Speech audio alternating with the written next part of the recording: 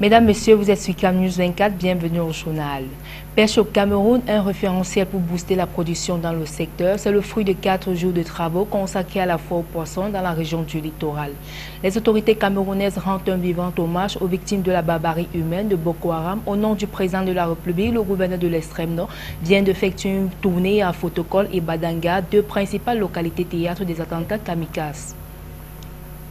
Une fois de plus, bienvenue au journal sur Cam News 24. Extrême Nord, le gouverneur au nom du président de la République rend un vivant hommage aux victimes des attentats suicides de Fotokol et d'Abanga. C'était lors d'une visite dans les deux villes camerounaises où on a enregistré régulièrement des incursions meurtrières.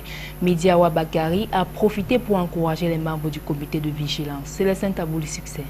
Après le double attentat suicide perpétré le 9 novembre dernier à Fotokol, le gouverneur de la région de l'extrême nord est allé rendre hommage aux victimes.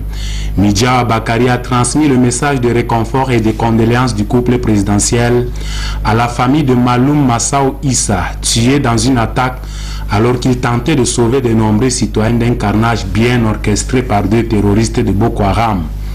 En vue d'honorer la mémoire de ce valeureux citoyen ayant sacrifié sa vie pour préserver celle des autres, le gouverneur lui a, à titre posthume, décerné la médaille de chevalier de l'ordre de la valeur. Midja Bakari a saisi l'occasion pour encourager les membres du comité de vigilance. Il leur a demandé de redoubler davantage de courage et de vigilance. Le représentant du chef de l'État a aussi remis des appuis financiers à ces derniers, un geste très salué par le président du comité de vigilance de Fotokol. Bien sûr, ça va nous encourager, mais par le nombre du comité, c'est très élevé.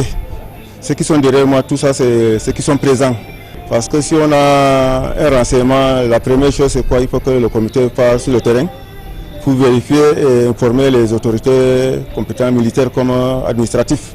Après Fotokol, le cap a été mis sur la localité de Dabanga, une autre ville tristement célèbre où on venait d'enregistrer le samedi 28 novembre un double attentat terroriste ayant fait 7 morts. Ici, Midja Bakari a transmis à Ramat Abakar, père de la famille victime de cette autre attaque, le message de condoléances et de compassion du chef de l'État. Comme à Fotokol, le patron de la région de l'extrême nord a invité les membres du comité de vigilance à s'investir davantage dans la défense de l'intégrité nationale. Des appuis financiers ont été également mis à leur disposition pour mener à bien leurs opérations sur le terrain. Le droit au travail et les droits fondamentaux des travailleurs, la Commission nationale des droits de l'homme et des libertés et le cas de la Société camerounaise des Palmeraies, c'est l'un des cas de mauvaises conditions de travail dans les entreprises dont la CNDLH a pris connaissance. Ce constat ressort du rapport sur l'état des droits de l'homme en 2014 au Cameroun. Le point avec Jean-Pierre Bitongo, Donna Ayusoa. Le rapport annuel 2014 de la Commission nationale des droits de l'homme et des libertés, publié en cette année 2015, fait aussi la part belle aux droits du travail et aux droits fondamentaux des travailleurs. Pour constater le respect et la mise en application de ces droits, la Commission s'est par exemple appuyée sur le fonctionnement de la Société camerounaise des Palmeraies, dont le cas lui avait été soumis par l'antenne régionale de la CNDHL au lendemain du mouvement de grève entamé par le personnel de la Socapalm en septembre 2014. Le personnel en son temps exigeait le départ des dirigeants de cette entreprise au motif qu'ils violent les dispositions légales relatives aux conditions de travail. La commission relève aussi qu'à la Socapalm, le salaire est de 165 francs CFA par heure de travail avec une prime de 500 francs pour le chargeur par tonne supplémentaire et 8 francs par régime extra, que les moyens de transport sur les sites sont très dangereux et que l'emploi est précaire en raison des contrats saisonniers et sans protection sociale. Interpellés par la commission, les dirigeants de la Socapalm ont décliné toute responsabilité, imputant ces manquements aux sociétés de sous-traitance dont la liste reste toujours attendue à la commission nationale. Je suis sûr que les responsables de la Socapalm qui vont lire ce rapport et qui verront que la commission a cité ce cas dans ce rapport ne resteront pas indifférents.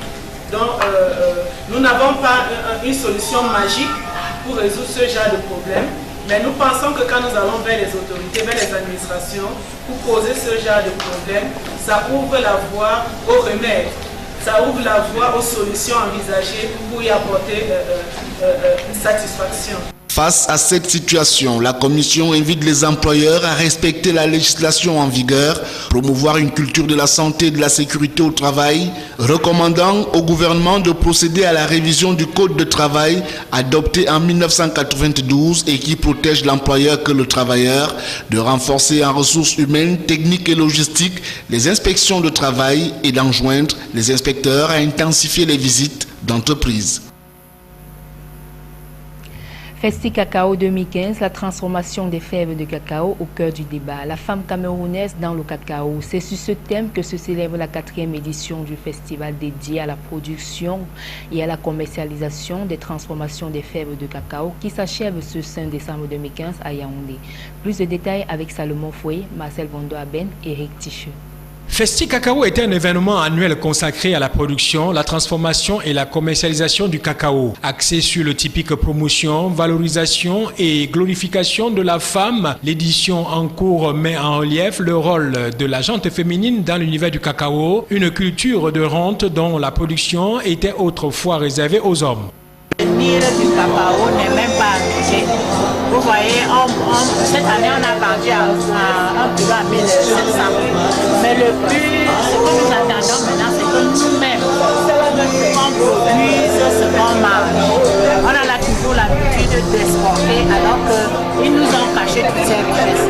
Depuis des années que le Cameroun fait le cacao, on ne savait pas qu'il y avait tant de choses. Ils se sont enrichis derrière notre dos.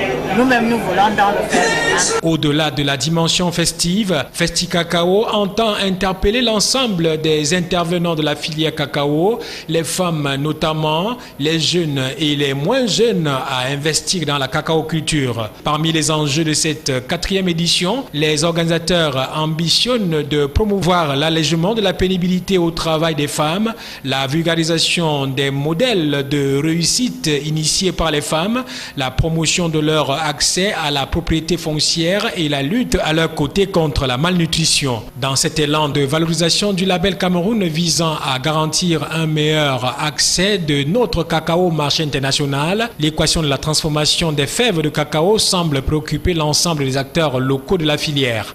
Dans la transformation de cacao il y a 3 ans, mais avec beaucoup de difficultés. Je fais dans le beurre de cacao, le savon de cacao, l'huile de cacao, le cacao lyophilisé, les suppositoires de cacao et autres, la poudre, même les bonbons de cacao, le chocolat. Ma dernière innovation, c'est cette glycérine et ce savon.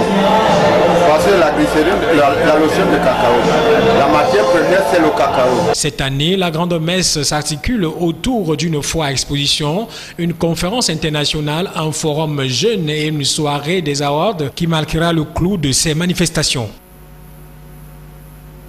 Un plaidoyer en vue d'améliorer le secteur de la pêche au Cameroun sera bientôt déposé sur la table des pouvoirs publics. C'est la principale information à retenir du bilan fait par le délégué régional de la CAPEP pour le littoral au thème de la 3e foire aux poissons. Apollinaire Zobebon, Benoît Dormont.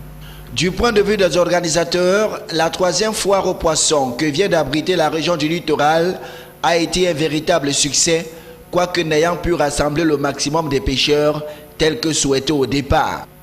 Les pêcheurs n'ont pas été nombreux, n'ont pas répondu nombreux à notre appel.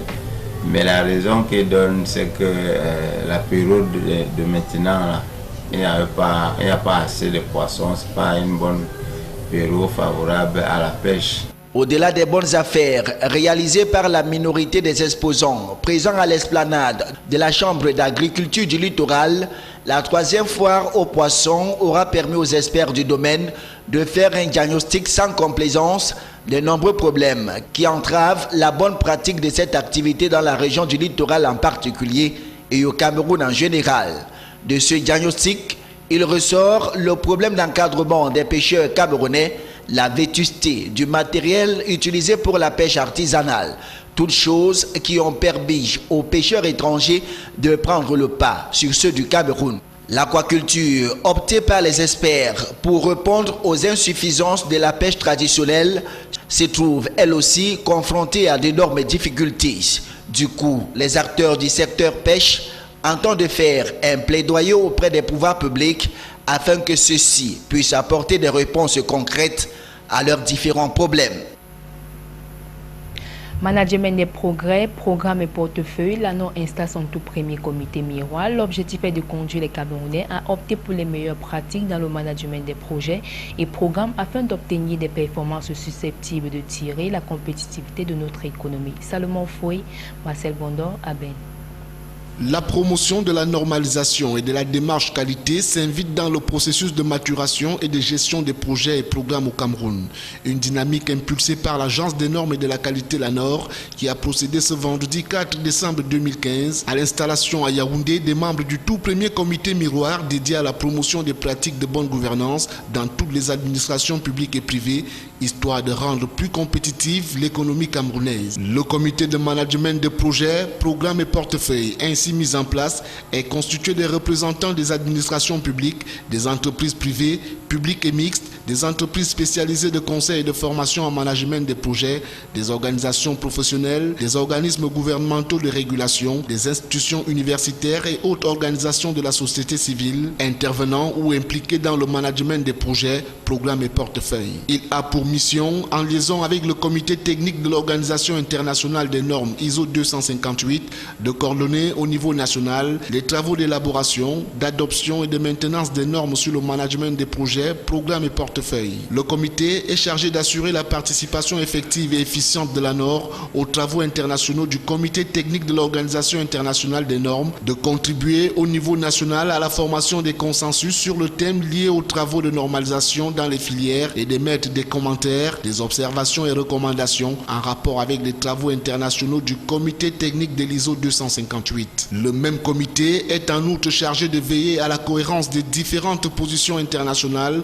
relatives au projet de normes internationales du comité technique de l'ISO 258, de participer s'il y a lieu aux travaux de délibération du comité technique de l'ISO 258 en émettant des recommandations de vote à l'ANOR et d'examiner ou étudier toute question relative au management des projets, programmes et portefeuilles adoptés par le comité ou soumis par le directeur général de l'ANOR. Le fait que l'ANOR crée aujourd'hui un comité miroir, vous voyez, pour porter l'effort, c'est-à-dire tous les professionnels camerounais à participer à l'exercice de normalisation au niveau international et surtout à utiliser, vous voyez, les normes internationales dans le cadre des projets qui sont gouvernés et managés au Cameroun. Donc ce comité miroir vraiment vient à prénommer.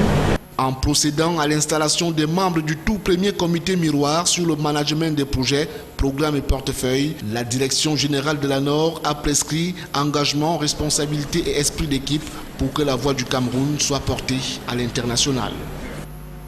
Ce journal s'achève. Merci à tous de l'avoir suivi et sachez que les programmes se continuent sur CamNews 24.